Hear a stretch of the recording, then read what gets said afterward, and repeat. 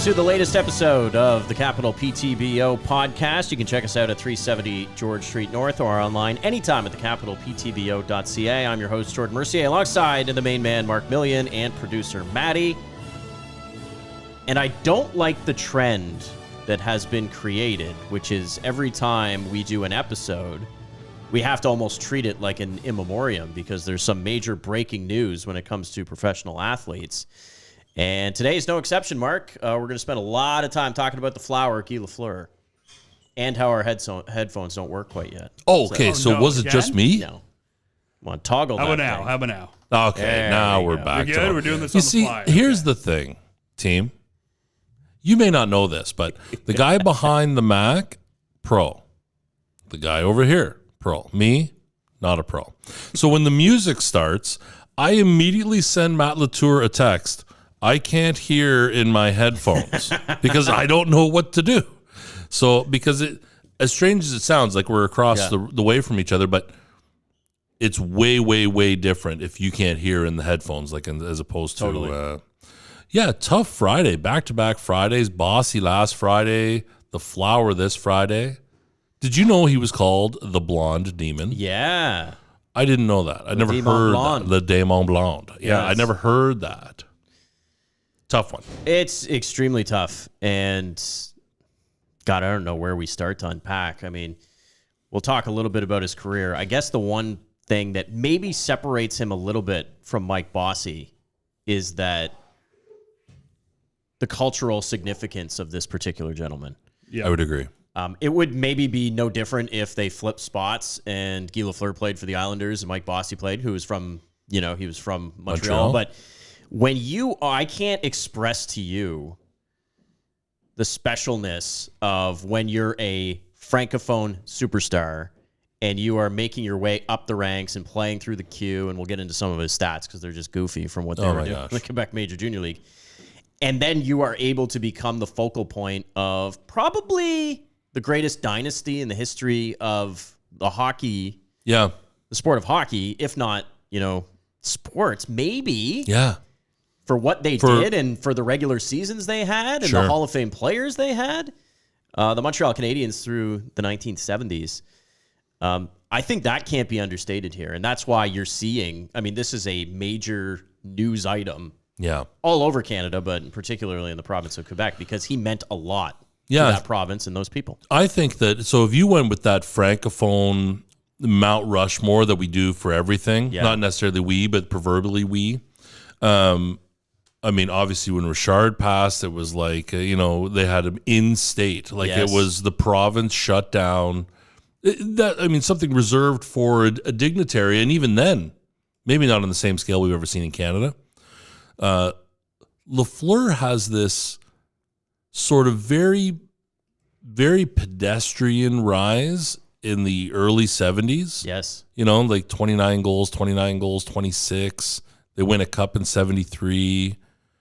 He comes with high acclaim, and Pollock literally is, he's 1 in 1A with him and Marcel Dion. But then to understand, even in that late 70s push, the Schutt scores 60, Lafleur scores 60, and these are the famous Bruins goal. But for a lot of people, I don't know, is he necessarily that front end guy that you always think of when you think of that dynasty 70s? Like for me, it's Ken Dryden. I think of Dryden because I think the numbers are so astronomical. I think so. Here's my experience. So I am a Mercier, and that comes with a little bit of heritage. Sure. Now he's a Latour too. I'm not sure what your heritage is like there. That's Maddie, like Ottawa French. When I think of so I come from a long line of Montreal Canadian fans, going all the way back, great grandpa into dad, into brothers right now and cousins, and that's just the way that it is.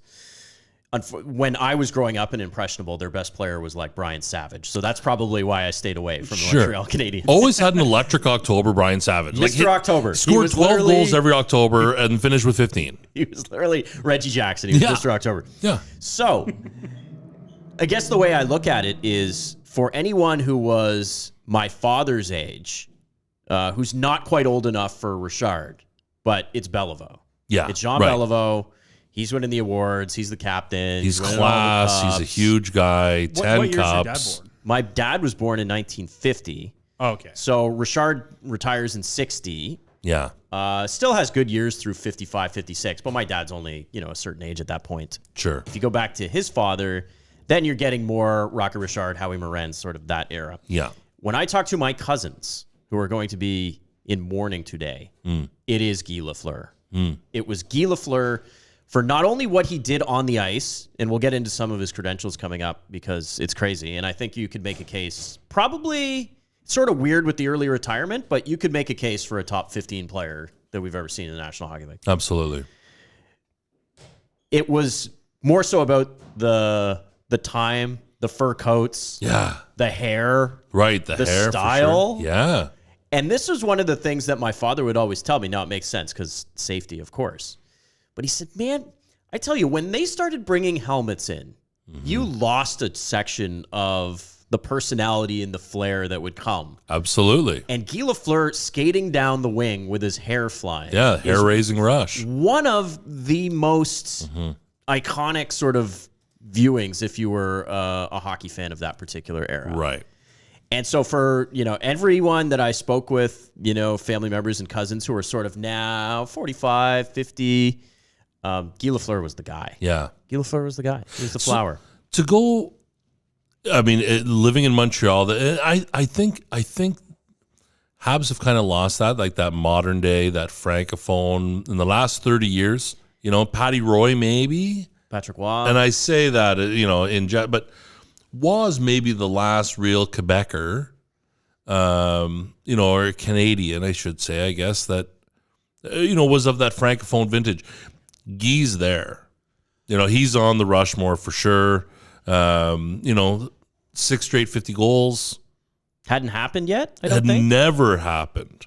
Which is crazy. Which is crazy, considering you had some gunners. Yeah. Not even necessarily, you had Brett or Bobby Hall, and you had that Esposito decade. Esposito and these guys.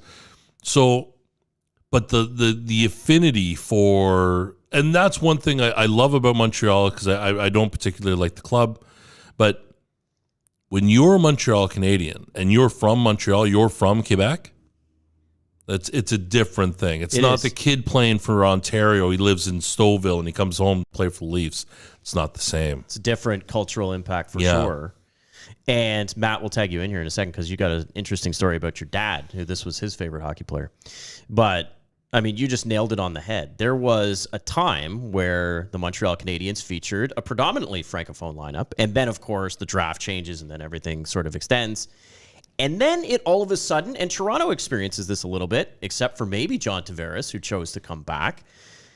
But now there's this thing with Montreal where it's too much pressure. And people don't want the pressure. So when you get the upcoming superstars who come from Quebec, so I'm thinking of Vinny Lecavalier, who they would always circle. Danny Briere, they would always circle. Those type of players, they shy away from that kind of pressure cooker. But the middle of the road francophone, I mean, he makes extra contracts just because he's... Sure. You know what I mean? When you talk about the David Desharnais of the world, it's like we need some French in this dressing room. Right, a French first. So here's $3 million. They went out of their way to get Jonathan Drouin, I think.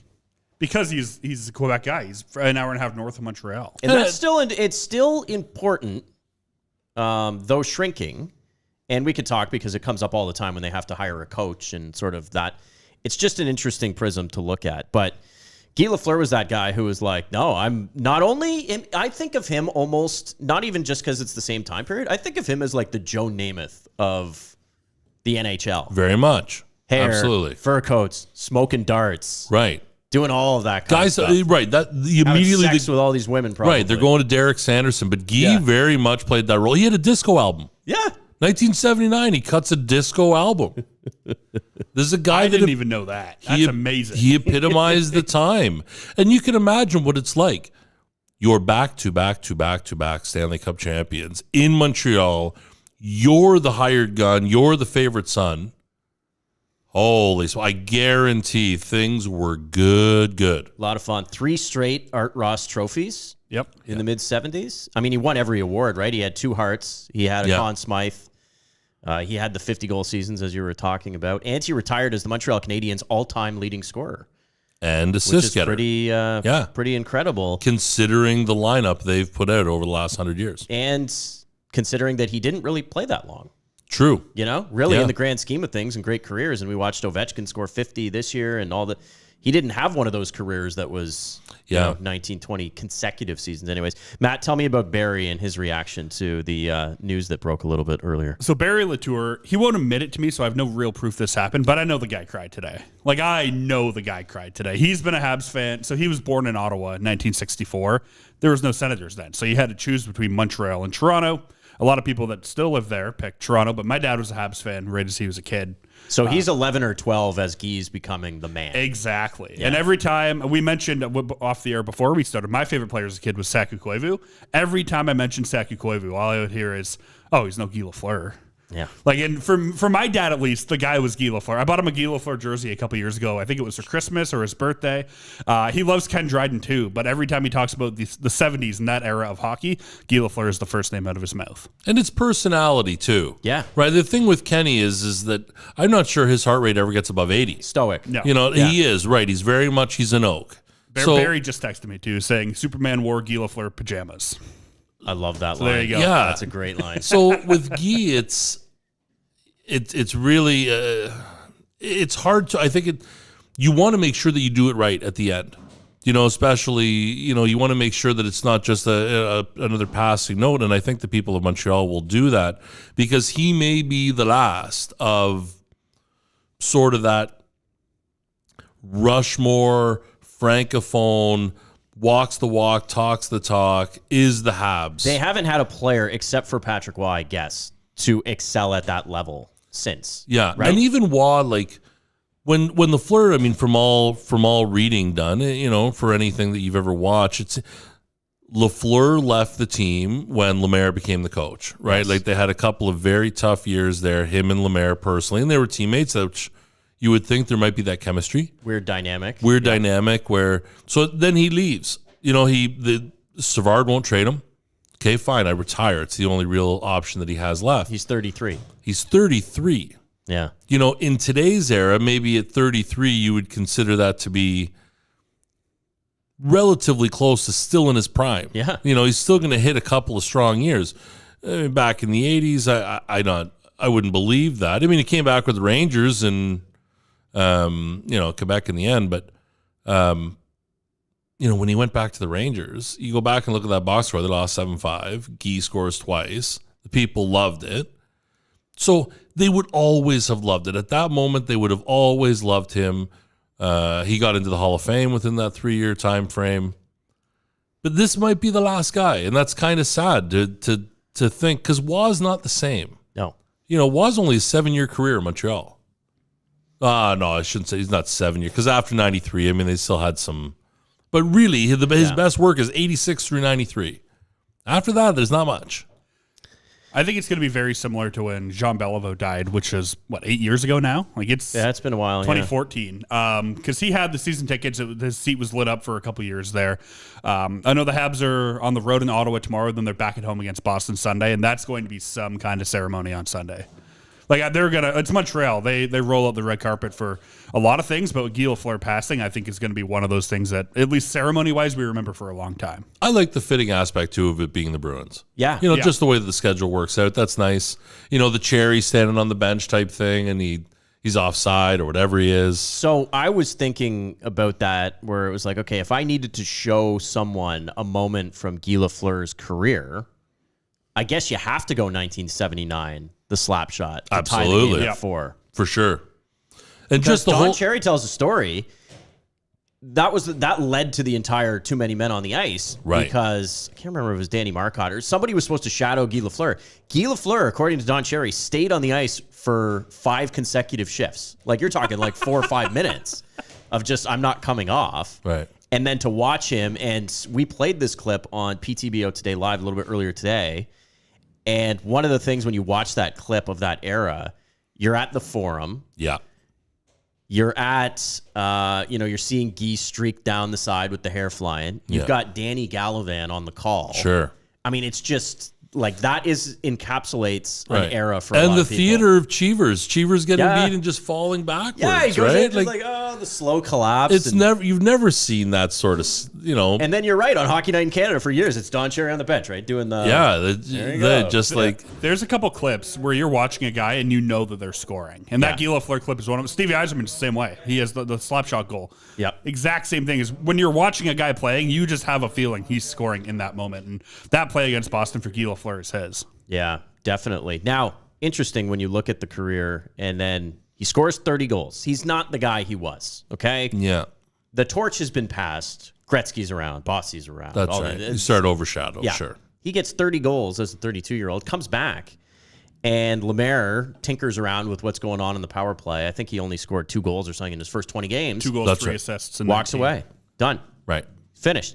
Now he decides at 37, he's coming back. Sure. Because he's still got He's got a Hockey Hall of Fame nod already. Now, this is where I wish we could connect with my dad, who is as tried and true a fan as you can imagine, because he downgrades Guy Lafleur because of that section of his career. Is that right?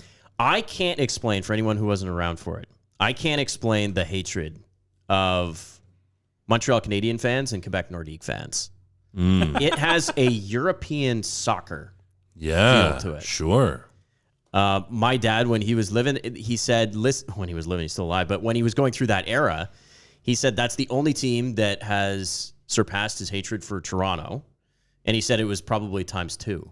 It's like a civil war. You think of some of the brawls, right? That they had with, remember Dale Hunter was playing for Quebec? And, and they had all of that. Stastny had a big Game 7 overtime goal. That's right. Even en route to 93 in the Cup, Quebec had them down 0-2. They lose their first 2. Yeah. Have to come back, win 4 in a row. Scotty Young scores the winner in Game 2. And they're down 2. You're thinking, holy smokes. Yep. Well.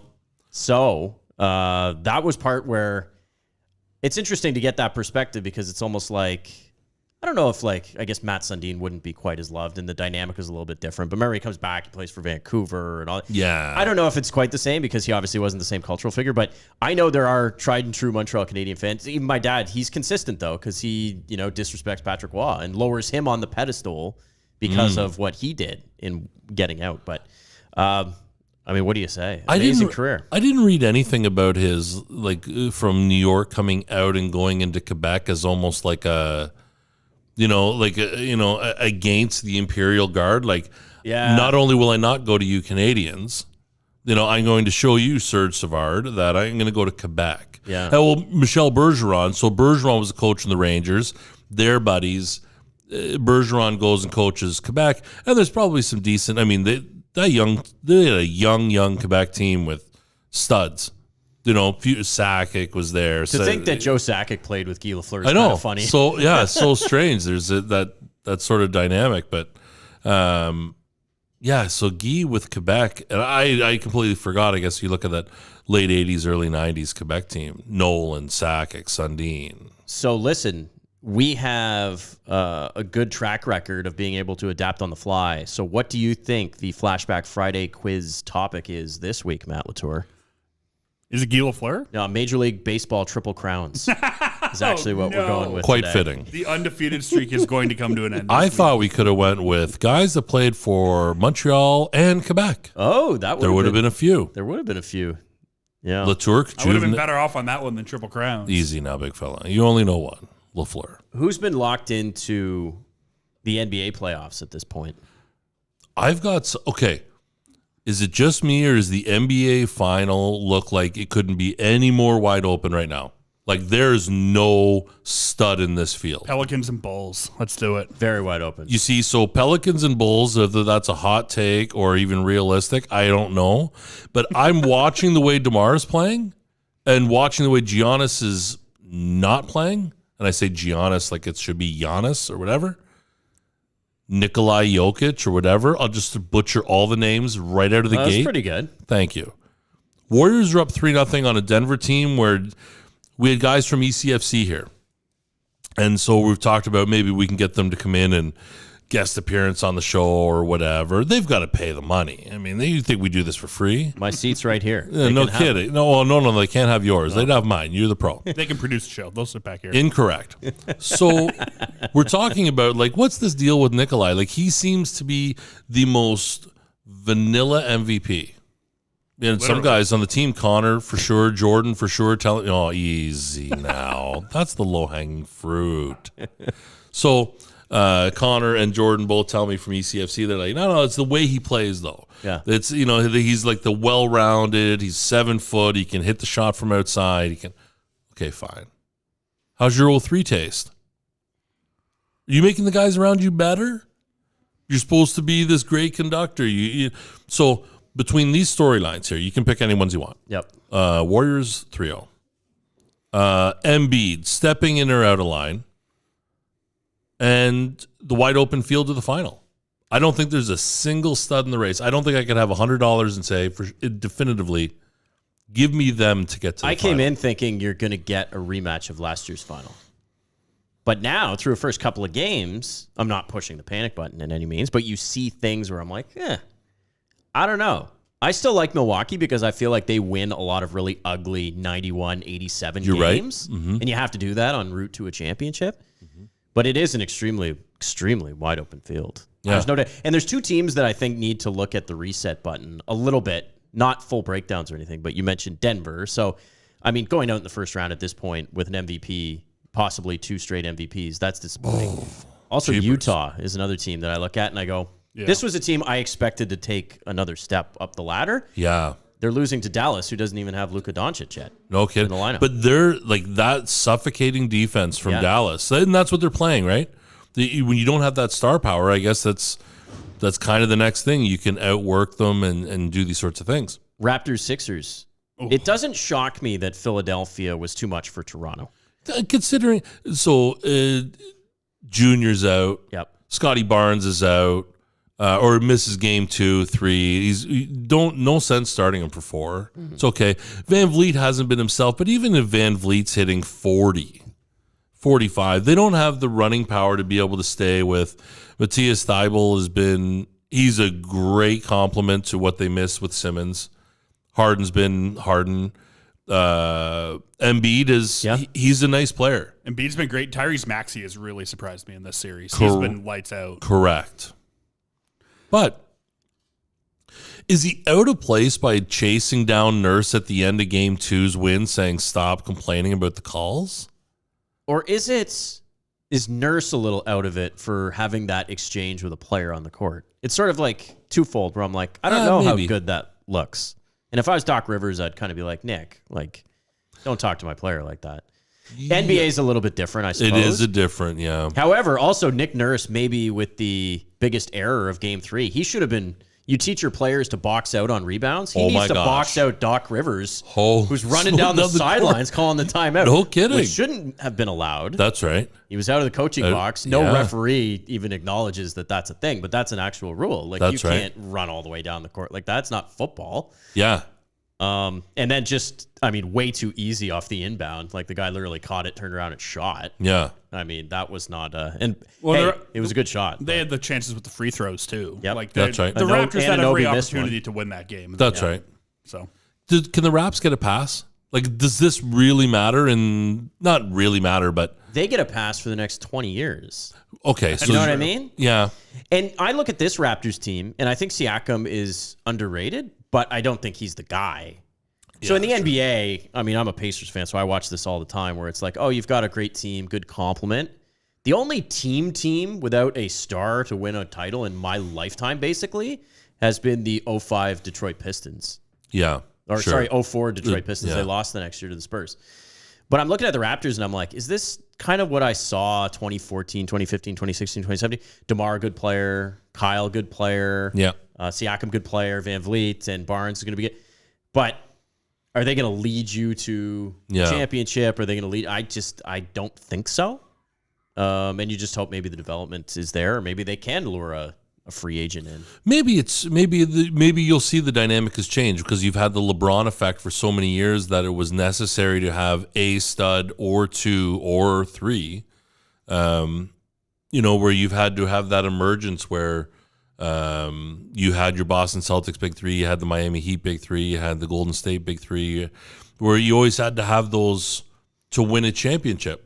I'm not entirely convinced that you don't, but I think maybe in this generation, if guys like Jokic and the like are, if they are more likely or more apt to be more all around ball players, maybe it is possible that a team like the Raps finish fifth, right? And it's more a team emphasis as opposed to there's not a guy that brings the ball up the floor by himself 42 minutes a night. I just think for some reason the theory tests out, because I'm with you. I like a good, well-rounded team. I like a team that rebounds and plays defense and all this stuff. But I mean, think back to it. I mean, there really is no exception to that rule. Like, every team that wins has a superstar. Yeah. It just does. It just does. It's just the way it goes. Yeah. Except for, again, that Pistons team, which, again, had some very high-level players with Rasheed Wallace and Chauncey Billups and Rip Hamilton. But yeah, that's the only... They beat the Super Lakers that year. Remember, they got Peyton and Malone. That's right. Yeah. Yeah. So that's it. They were out of gas at that point, that team. That's right. They were ancient. What about the 36-win New Orleans Pelicans? They're tied, Yeah, do you wanna- they're tied 1-1 with the 64 You and are- 18. Do you want Phoenix to break Suns. that down? It's not going to Listen. die. I'm not letting it go. Matt Latour, Bandwagon. I asked him the other night, because he, since I've known him, has said, I'm a Pelicans fan. Yeah. And kind of glosses on how random it is, and it's great. Sure. And then I even asked you, are you watching the play-in game? You're like, no. Like, Yeah. Oh, okay. you're like, No. said that you were considering changing teams, which to me is like the No. ultimate I said the sin, Zion right? Williamson stuff is despicable, and I wasn't watching the play-in because it was at 10 o'clock at night, and I wake up at 4:30 in the morning. I think you Oaks got to is. bite the bullet there. Oh, don't you? sure. No, for a play-in game on a 36-win team?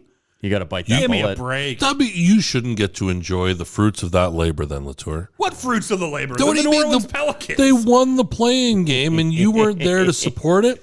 You don't get Don't to have talk to be. about it. I watched the one with the Clippers. I think you rooted for them that like half a season when they had Boogie Cousins and Anthony Davis. I didn't like the Boogie Cousins pickup. It was a terrible idea. The godfather of the men in the middle?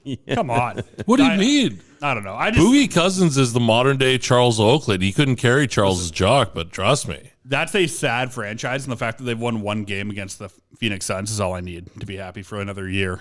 No Devin Booker. And where's Chris Paul's hurt now? He's scared Right? of New Orleans. That's why he left. Oh, easy. Chris Paul, the ultimate reinvention. When you gloss over his career at the end. It's going to be a funny, like very consistent. If for New sure. Orleans gets to the second round, there's a moratorium on talking about them. We're not talking about them. Like you're putting them off. Totally. How many 8 seeds have ever beaten a 1 seed in the NBA? Well, only Mercier and I get to talk about it. I think Fine. it, I'll sit okay. here and smile. All right. I think it has happened. Most notably, probably the 67 win Dallas Mavericks. Remember, they went down to Golden State. Baron Davis, and Al way back Harrington. when. I think there's a Sacramento Kings in there too. I know there's a San Antonio Spurs losing to Memphis because Memphis yeah, actually that's right. lost games down the stretch because they wanted to play San Antonio because they thought we match up better against them. Yeah. So that was one of the rare Duncan Popovich sort of missteps. It's happened 4 times in history. Is that right? But has it happened in the 7-game era? Like a lot, because the NBA first round used to be 5s. That's right. And that's Let's see. Grizzlies over Spurs in 2011. yep. Yeah, so there's a 7. Warriors over Mavericks in 07. Yep. Knicks over the Heat in 99. That's a best of 5. That's a best of 5. And then, 94 Nuggets over Supersonics. I remember one of the reasons they went to a best of 7 because, again, Pacers fan, because they had that really exciting series with the Nets where it had a crazy game 5 and Reggie like hit a half-court shot to tie the game. And then the NBA said, we're switching. I wouldn't mind if they went back to best of 5 because I felt like it was more unpredictable. And I felt like there the best of 5. I like baseball. I think is the last to change. They were the last of that narrative to go to best of 5s in the front. I like it. It gives the lower seed a better chance. I think it's too predictable at this point. Well, we just bared it out. It's only happened twice. Yeah. In the 30 years almost. That Yeah. it's, I guess 20 years since this happened. I do want to talk about soccer here Yeah. because the Capital PTBO is the exclusive merch home of Electric City FC. Correct. If you don't know what Electric City FC is, first of all, shame on you. Second of all, Yeah. it is a semi-professional soccer team that has started here in Peterborough, and it plays in League One Ontario.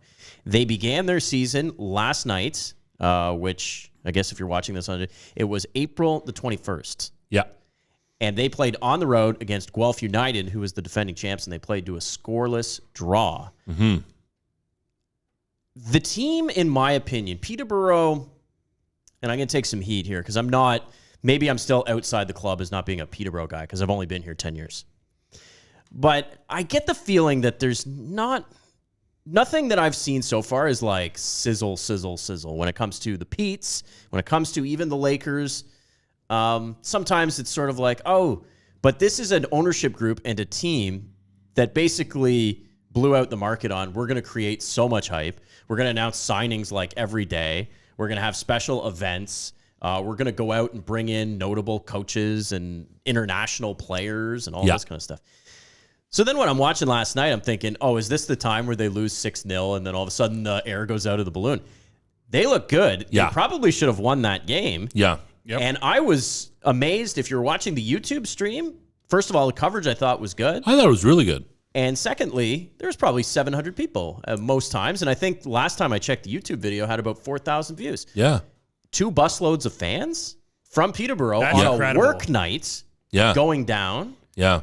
Shout out, I think my man Sean Harris from Investors Group was also going down. And of course, Matt, who's that guy? David Koski. David He was Koski, there our too. guy. Yeah. Legend. Keep it up with Koski. So I just enjoyed the experience. I was sitting there last night. I was flipping around the channels. The Petes got down in the playoffs. And then I was like, okay, well, I want to flip this on, see what it's all about. And I was thoroughly entertained and impressed. And now I'm more so looking forward to the home opener on May 7th. Yeah. So from our side of the ledger, so we've had a different experience. We've done a couple of articles, newspaper articles. We've been very fortunate to have like Dan Morrison from Peterborough Currents. He called us to kind of get that. What's the retail side been like? Who's coming into your store? Who's consuming the product? Here's what I can say for sure. Yesterday was single-handedly the best day for Electric City merchandise sales we've ever had.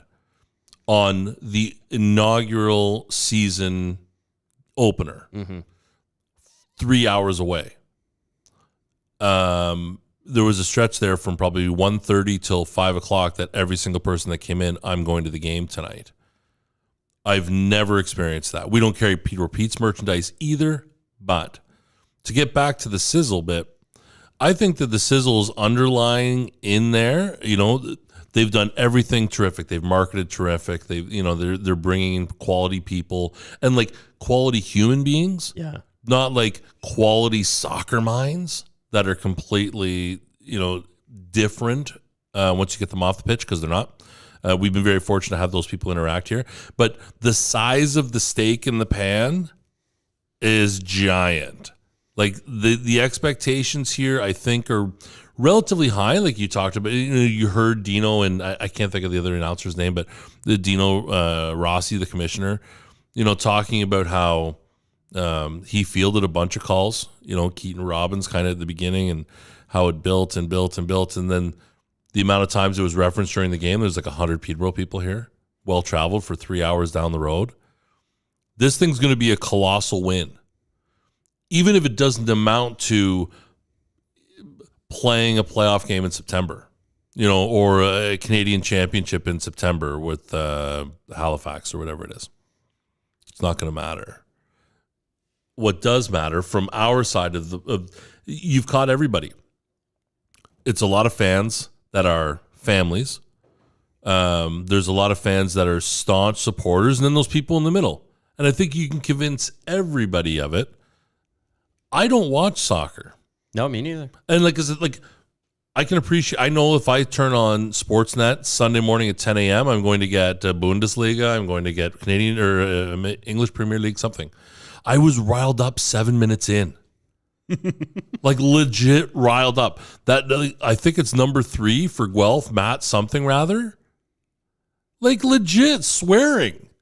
I don't even watch Pete's games on the stream, but when I go to the rink, I don't even get that animated because generally I sit in the restaurant section, which is like super quiet, like mausoleum type, except for the hobnobbing and schmoozing. Having the sushi. And Oh, sure. Yeah. You're having whatever. I was legit getting upset. Like, okay, that's enough. And so I don't know. That made me feel good. That made me feel like, okay, what are you doing here? You're 7 minutes in on this season, and you're already riled up that your guys are getting like mistreated. I said some terrible things about the city of Guelph yesterday while watching that game. Some awful things. Zach Drake, one of the guys on ECFC, got I think 6 or 7 stitches in his head. Yeah, like I didn't know soccer. I watch a lot of soccer. I didn't know it was that physical. Handing out 4 yellows in the first, 15 minutes for Guelph. Like, okay, yo, like it's. I don't even know why I said yo there, but like, listen, what's happening? I think Razor Ramon. Yeah, part of Chico Mang. Part of the excitement too is that it's not Premier League where everything is so tight. Like this is League One Ontario, so it's a pretty open game. Like there was a lot of scoring chances yesterday, which makes it very exciting. Well, I think you got to be encouraged for everyone involved. I had the opportunity to chat with Jamie Sherwood, who's the head coach. And that goes to what you talk about. Great guy, fun to talk to. Right. And the guy that I want leading my soccer team, I don't know. He looks like he could be in Vikings, the show. Yeah. And like banging a drum somewhere. 100%. This is Jamie Sherwood here, and we've all only met him for a second. And he doesn't he would rather be way behind the scenes. Yeah. He wants to be behind the curtain, behind the players, behind the management, behind everybody else. Just wants to be the conductor. He comes to us. And, shakes hands. You could tell within 8 seconds of him coming in the door who he is. He's got no gear on, but as soon as the voice comes out, we must have sat and talked for 2 hours. Yep. I realize he's got no family here, so he's probably got nowhere else to go. But, you could quickly tell within 10 minutes whether, somebody is a decent person or certainly not above anybody else. But I do like, he says things like, if our competitors, if they want to run and gun, we can play with them. If they want to play in the street, we can play there too. Which is because coming from him, it does come like from Vikings. Like, now I'm going to pull out my sword and my battle axe, and I'm going to chop your head off. And I kind of like that. Matt, it's like a mentality. What's your expectation for the home opener on May the 7th, which I believe is against Windsor? This is part of the reason why I think it's cool is it's going to give Peterborough an outdoor sporting destination in the summer. Yeah. Yep. At night at Fleming. Yeah. You take your family. There's going to be beer. Like, they really want to create a fun carnival-like atmosphere with a soccer game going on. I think that's going to be cool. And I think it's going to be extremely well received. So numbers-wise, I don't know what their capacity is at Fleming. I know they've sold quite a few season tickets, which is good news right off the start. The beer garden is a thing as well. I think we're going to see a good turnout. I know they're moving the temporary bleachers in today to Fleming. The players were helping unload those. Like, if you want to talk about guys that want this to be a thing, nothing says that quite like your strikers unloading a set of bleachers to put at Fleming College. But it's not like Eddie Shore's running the team where the players have to also go around and like sweep up the stands and sell the popcorn. These guys, they have a genuine buy-in. Well, I saw the women's team was handing out flyers the other day downtown. Like, absolutely. So they're so committed to making this a big thing in this community. And it's you walk down George Street, you've got one right here. You can just barely see it off the camera. The Electric City banners are everywhere in this city. They've got some big ideas too, and I know Rob has done a terrific job. The Mercedes-Benz, them being the title sponsor, or certainly on the jersey, that lends it a different credibility. It does, in my mind. Yep. And how nice are those jerseys? The lightning bolt with the map of Peterborough. Good color scheme, good jersey. So far, I'm like checking all the boxes, being like, where's the misstep here? The misstep would have been if they had lost 6-0, and then it's like, okay, this is what it is. They won a friendly 6-0. Like, that's crazy. And for them to play that way on the field, off the field, I agree with you, Matt. Like, part of me, when I'm assessing a new team, do I like their jerseys? Do I like the scheme? Do they look visually appealing? Yeah. Does the name work well on the scorebug? Yeah. All of it works. Yeah. It all works. So the Macron jerseys, they'll also be available for sale in the next couple of weeks, and the team will have an announcement, I'm sure, about that at some point. We're excited. Like, we're going to be there to provide. We'll be the retail provider there. We'll be doing that. And talking to Rob Jenkins, president of the club, last week about the layout and that sort of thing. But there's a supporter section, there's a family section, and then there's a beer garden, and there's VIP tents, and there's food trucks, and there's entertainment, and it's an experience, the whole thing. And to hear Rob talk about things like maybe we're talking 1,000 people, maybe 1,200 people. That's awesome. Holy smokes. Be incredible. I'm surprised. Terrific. I'm surprised they haven't approached us about doing a live pod. Oh, they night have. of the game. Oh, yeah. No, they have. Oh, Yeah, we'll do like a commentary, like a live commentary. why not? Why not? Their first games, you said, what, May 7th? That's Yeah. our first home game. Where does that fall on a calendar? Like what day of the That's a week? Saturday night, 8 o'clock Eastern, We're not doing anything. Nobody 5 doing Pacific. anything. I'm going to go to every game, every home game. Well, we'll Bet be on- there. bet on it. Yeah. So we'll that's what we'll do. We'll hold a lot. We'll do like a speaker's corner bit maybe. I like that. Come on in, give us your 30 seconds, put your quarter in the meter, and then the microphone turns on. Give us your best 30-second take on Electric City, and who knows? Maybe we'll broadcast it down the road on Much Music. Listener emails. You can reach out to us anytime, mncpodcasting@gmail.com or the captain at capitalptbo.ca. Is it the captain or just No, captain? captain. Just captain. No, the. This came from Jamie, not the one that we were Not just talking Sherwood? about. Maybe, actually. Oh, maybe. Give me a suggestion for a sports documentary that I need to watch. Whoa. This is Let's the let rabbit that- hole. Let's let that percolate for a minute here. Yeah. One documentary? One documentary. I mean, the easy answer is The Last Dance. Oh, I guess. Maybe Last that's just Dance, that's an de facto. investment. That is an Are investment. we talking like a one-shot, hour and a half long doc? Okay, let's do that. Let's play that game. Then it's a one-nighter. Because, okay, we know The Last Dance is It's the big one. reset things on that. Yeah. Matt, are you going Andre the Giant? No. Mine's actually not a wrestling documentary. What? Oh, wow. What? I do love me a good wrestling documentary, but the problem is all the good ones are really sad about like Dark Side of the Ring. For me, it's that one. I don't know if it's still on Netflix. Allen Iverson had one about 6 or 7 years ago that was really good. 30 for 30, the crossover The one? crossover? No, I don't think it was a 30 for 30. I think it was just named like Iverson. Yeah, it came out in 2014. Oh. I think from an entertainment perspective, I can get behind Andre the Giant, whether you want to do the A&E or you want to do the HBO, because the stories are worth their weight in gold. The Steve Nash documentary on Terry Fox, Yeah. terrific. There's not a dry eye in the house. Terry Fox stands alone, like they're, and different in terms of a model, like not an athlete, but like as when you get down to brass, he's a 17-year-old kid, and Nash through the lens is terrific that way. Once Upon a Time in Queens, That was good. that was a great 4-parter. So you do have to 86 make Mets. you got to make that emotional investment to be sure. Pat McCauley says The Boys on the Bus, and there's Boys no other right on answer. the bus, give Okay. me a break. Okay. Holy smokes. I'll tell you a true story. All right. Howie, what a beauty. Pat McCauley.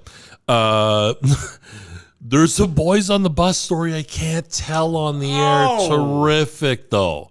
Boys on the Bus, that makes my heart smile. Terrific. That's a radio host's favorite answer right there. That's no kidding. Great story, can't tell you. Can't tell you, but Outstanding tease. the Boys on the Bus, that's 80s Edmonton Oilers, and it is something different. I've got, well, we can do a little sports wrestling crossover. What about This Is the XFL? I love the way that documentary was done, the way it was shot. Yeah. I am a big XFL original, Mark. Mark, if you could get your hands on some San Francisco Demon shirts. Oh, my God. Yeah. I have one at my house. Yeah. If you could get us some Birmingham Bolts or Memphis Maniacs or a Tommy Maddox LA Galaxy sweater, I'm just going to say we could put it up right there. I actually have a Las Vegas Outlaws jersey. One of my greatest regrets, I love the flip, right? So I love to buy something and flip it. That's the most fun. And I don't mean like houses. I mean like T-shirts or DVDs or video games or whatever. The biggest regret I have, I had the chance to buy, this is in, when I leave Cebu play 15, so like 2017. I had a chance to buy Reebok CFL American team dead stock. Baltimore Stallions. Baltimore Stallions, Shreveport. Who did what's his name? David I always want to say Saunders, but Saunders is the ball player. I've maxed out my. There was the quarterback for, there was Shreveport, and there was Baltimore Stallions, and there was Las Vegas, and there was. They didn't all last, right? Like, No, there was a 3-year like there's, window. yeah, very, Remember very. Baltimore even became like the Baltimore CFLers, I think, for 1 year? Yeah. Like, they lost the naming rights. Yeah. By the way, they won the Grey Cup. Yeah, they And did. then they became the Montreal Alouettes with Mike Pringle and Tracy Ham. Tracy Ham, yeah, we went there. I think that was 96. We went to the Eastern Final, and they beat the Argos in Skydome. What a letdown. Anyways, my biggest regret. Baltimore. bought that. Because you'll never find it. No. You'll never find. You know what I did buy? I bought an Edmonton Eskimos Reebok hat. Gizmo Williams? Oh, I should. Yeah, I could have got Henry to sign it. $10. I later flipped it on eBay this year for 60. Wow. Nice. That's fun. Well, now that they've changed Now the name. they've changed the name. Now people can still rock Eskimos and do as they wish with it. You want to talk defunct teams and documentaries? There's a really good Danbury Trashers documentary on Netflix as well. Oh, yeah. Okay, Danbury, Untold Crime and Penalties. Danbury Trashers, absolutely. Mike Rupp. Mike, right? Plays for Like, the actually, one of the guys from Danbury just died. Oh, really? Yeah, one of the guys. He died. He's like 40 something. The Battered Bastards of Baseball. Kurt Russell. Kurt Russell, the story of Portland baseball in 1977. Terrific. Very good. You can get behind it. It's like 80 minutes long. Kurt Russell's a good ball player. His dad played on Bonanza, right? Like his dad's an actor of acclaim. And they hold open tryouts for the last independent baseball team in America because Major League Baseball was buying them all up. Great story. A lot of great stuff out there. Hopefully, we've given you a recommendation that you would consider. Matt, do you want to do the Flashback Friday quiz? Let's do it. Here we go. They hand it off to Johnson. Boise State has won the Tostitos Fiesta Bowl. Can you believe it? Here's strike ball one. Here comes the pitch. Strike three.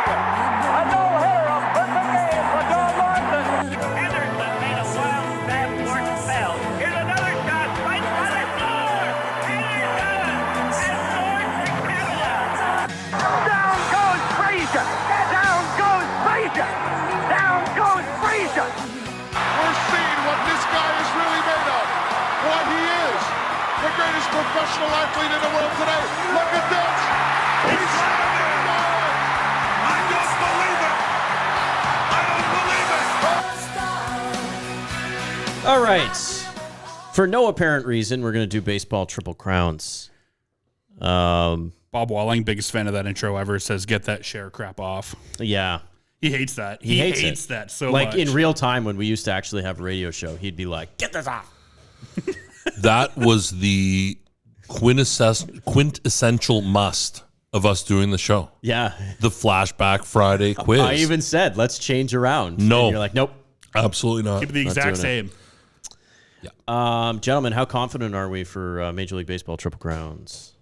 I'm about as confident as Kevin Biggio's batting average. Okay. I think it's .077 right now. Tough start. Tough. And I'm on the other side. I am Stephen Kwan or Connor Joe. Who has the last triple crown batting in each league? Sorry, he did. Oh, you want to know who the last winner is in each league? In each league. Oh, American and National. Miguel Cabrera. Easy.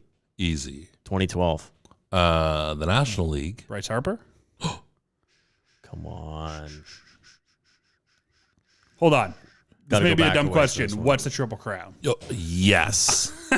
This Not trivia is dumb. not going to go well Not for dumb, me. but this trivia, if you pull out a Norway type answer, you're going to get a beating. What's the Triple Crown? Batting average lead, Yeah. home run lead, Yeah. RBI lead. Yep. Same season. Wow, I'm screwed. The National League probably didn't happen while your dad was alive. It did not. Yeah. Really? Or mine. Yeah, or yours. So we're going pre-50s. Yep. Yeah. What is Justin doing? What got a is lot that? of- What is happening over A lot there? of issues over Okay, there. I'm going to guess the last guy to do it in the National League will have been in the 1920s. 1930s. Okay, so Bill Terry was the last to hit 400, and that was 1930. In the National League? Yes. Yep. So I'm going to say the guy in the National League is going to be. Oh no, he's too early. I don't Barry know. Bonds never have one? No. No. I don't know. Okay, give Batting me. title and home runs. Yeah, give me. Rogers Hornsby. I know it's wrong. A little bit too early. He does have 2 of them, though. He does have 2. Yeah. Good for you. Bob McCrackenstein. Joe Ducky Medwick. Oh, Joe Medwick. St. Louis Cardinals. Yes. 31 homers, 154 RBIs, and batted .374, 1937. Joe Medwick. What we're doing on that one. Matt. This is going to go poorly. Joey Medwick. Yeah, I almost had him. Who has the last Triple Crown that was Major League Baseball wide? Major League Baseball wide. So, there's been a few people, Miguel Cabrera in 2012, for example. He won the American League Triple Crown, but there were at least one player in the National League had more home runs. So, we're talking all of Major League Baseball. Ken Griffey Jr. Okay. Shh. The adults are talking. This is going to Kenny never was really a high batting average Yeah, type I see. guy. So I think I'll give you a name that might be an answer later. So I don't think Yastrzemski's 67. He didn't have the home runs. Who? Carl Yastrzemski. Oh, yes. So because I think Carl's like 26 home runs that year. It's super lame. So we're going back. Jeepers. Is it like way back, turn of the century Easter stuff? egg, my father is alive, and this is Oh. actually his favorite Ball player? ball player of all time. Did this one. Oh, jeepers. And definitely someone you know. Just trying to think of who a Glenn guy would be. Is somebody I would know? I hope so, but maybe not. Was he later manager? No. Oh, Willie Mays. Great guess. great no. guess. That's actually a great guess. Yes. I'll Yeah. take that. That's a point for me. Well, but easy. Because Willie, he had 600 home runs. Like he was a beauty. Willie was a center fielder in New York. So was the guy who did this. I should get a Joe point. DiMaggio? Who was the focal point of the Yankees after Joe DiMaggio? Oh, Mickey Mantle. Mickey Mantle. You'll 1956. 52, 130, 353. It's a big year. You're not That's a a Yankees huge fan? year. He was a Yankees fan back then because that was all you got on TV. You'd get one game of the week on Saturday, Sure. and it was the Yankees all the time. And you watch that late 50s Yankees, you talk about Murderer's Row in the 20s. Elson Howard. Yep. Like Howard hit 45, Maris hit 61, Mantle hit 56 and 61. Holy smokes. Yeah. So, Okay. and then later the Expos came in and he became that, which was great. Last but not least here. Oh, no, we got 2 more. Now, let's end off on this one because I feel like it's going over like a lead balloon. Oh, This easy. is Give me the 2 players who have won, Mark, the made-up batting quadruple crown. So this would incorporate home runs, RBIs, batting average, and hits. Batting average and hits. And hits. Okay, I'm going to go like Napoleon Lajoie. Napoleon Lajoie? No, but you're sort of, for one of them, in the right era. Yeah, I'm in the right era.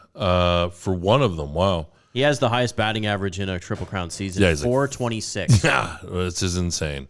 Okay, so if it's not Lajoie, give me Rogers Hornsby again. Surprisingly, no. Hornsby's got a ton of hits. He does. Wow. Okay, so not some old timey person. This is very old-timey. Definition of. Babe Ruth. no. It's like before Ruth. Even these are like 1900s, 1910s. Ty Cobb. Oh, Ty Cobb. There you go. Let's go. Half a point. Yeah. 1909. He led the league with 9 home runs. Yeah. 107 RBIs and 377. 9 home runs. That's the beauty And of, hits. and that's the beauty of watching. You know, before Ruth, guys led the league with 12 home runs, and you could bounce the ball over the fence. It was a home run, and then Ruth comes along, hits 54. Oh my God. Who's that name you said earlier? That might be an answer later. Carl Yastrzemski. That's it. Oh, It is Carl Yastrzemski. I had to use it. Sorry. So you were thinking of, I think it was the year after. So he wins the Triple Crown in 67. 68 is the year of the pitcher. That's Yeah. where he wins the batting title with a 301 batting Okay, average. that's it. Yeah, because Denny McLain wins 30. Yep. Bob Gibson wins 30. Like they shaved the mound down because of it. because of it. They went from 15 to 12. I Gibson think. had a 1.12 ERA. 1-1-2. And Yastrzemski for this particular year, 44, 121, 326. Okay, right. 44. Yeah. Triple crowns. And if you don't, look at this picture of Rod Carew. Rod Carew never got one. Over 3,000 hits, according to that puzzle I'm working on. 388. One of the few guys who flirted with 400. There's very few. George Brett, Tony Gwynn. Tony Gwynn. Those are kind of the three that have sniffed it. Yeah. Well, Johnny Olerud. Mark, And then Olerud had that August to forget. You know, he was, 396 at the All-Star break or something? And then a 363 finish. 363 finish. It's my understanding you're creating a wall of fame here in the store. Correct. Can we put my finish to Rod Carew puzzle up when I get it done? Because I've dropped about $40 on Rod Carew puzzle packs. Your purchasing of the Leaf studio baseball cards is what's funding the Wall of Honor. So absolutely not. You still have to climb the mountain. What do you mean? You have to leave it all out on. You have to essentially gut yourself to get on the Wall of Honor. It's the longest undefeated start to a March Madness tournament of all time. Not worthy. We may put that in as a category on the Wall of Honor. 8 straight wins. Beat it. Somebody, please. I'm begging you. Gentlemen, this has been fun. We've had another great episode of the Capital PTBO. You can check us out. Hit the subscribe button wherever you do your downloading. Yes. Visit us, 370 George Street North. And anytime at thecapitalptbo.ca. Mark, have a good weekend. Matt, have a good weekend. We will talk to you again next Friday.